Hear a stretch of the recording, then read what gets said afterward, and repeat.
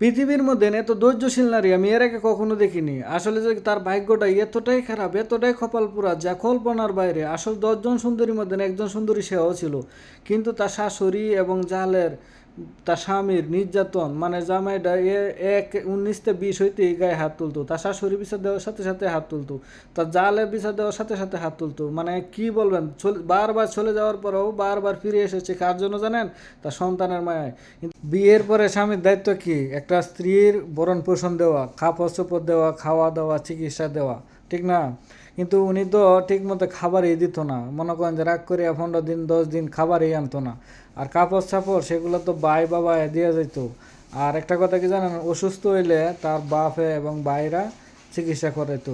এটা সবাই জানে, তবু এই পুরুষটা এলাকাবাসী সবাই ভালো বলে। এত নির্যাতন করার পরেও ভালো বলে, কারণ কি জানেন? সবার সাথে হাসি খুশি থাকলেও তার স্ত্রীর কাছে হাসি খুশি থাকে না। নির্যাতিত একজন পুরুষ, সেটা সমাজের চোখে না, সেটা হচ্ছে পরিবারের চোখে। আর এই পুরুষ জীবনে শেষ বয়সে অনেক কষ্ট করব, এটাই বাস্তব।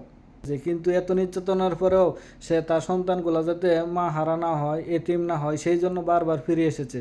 যেই সন্তানের মায়ায় তার মা এত কষ্ট করলো, এত নির্যাতন সহ্য করলো, সেই সন্তানগুলাও কি হয়েছে জানেন? তার কপাল পুরো হয়েছে মায়ের মতন।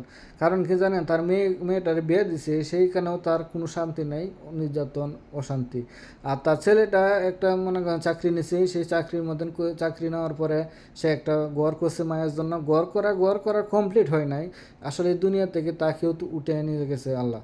আসলে কি মনে করবেন যে তা ওই মহিলার কখনো সুখ হইল না। শেষ বয়সে এই 50-60 বছর বয়সে তার নামে পরকীয়ার কলঙ্কের দাগ দিয়ে তার স্বামী বাড়ি থেকে বের করে দিছে।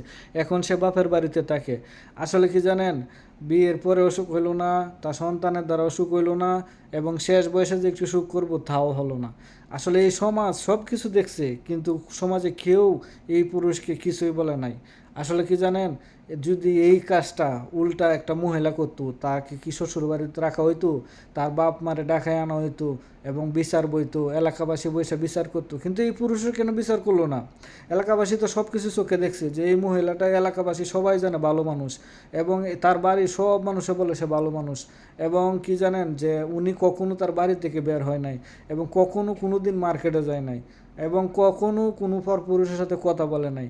তাহলে এই মহিলাটাকে এত কলঙ্কের দাগ দিয়ে লাস্ট বয়সে বাড়ি থেকে বের করে দিল, তবু এই পুরুষ সমাজ নিস্তব্ধ, চুপ। সন্তানের জন্য মায়েরা সব কিছু করতে পারে, যত অত্যাচার নির্যাতন সব সহ্য করতে পারে, আর এটা হচ্ছে বাস্তব উদাহরণ। আর এই সমাজে এইগুলা দেখেও দেখবো না, ঠিক আছে? পুরুষের অনেক অত্যাচার এই সমাজ দেখেও দেখে না, কিন্তু নারীর একটু অত্যাচার যদি কেউ পুরুষকে করে, তাহলে সবার চোখে পড়ে যে এটাই হচ্ছে বাস্তব।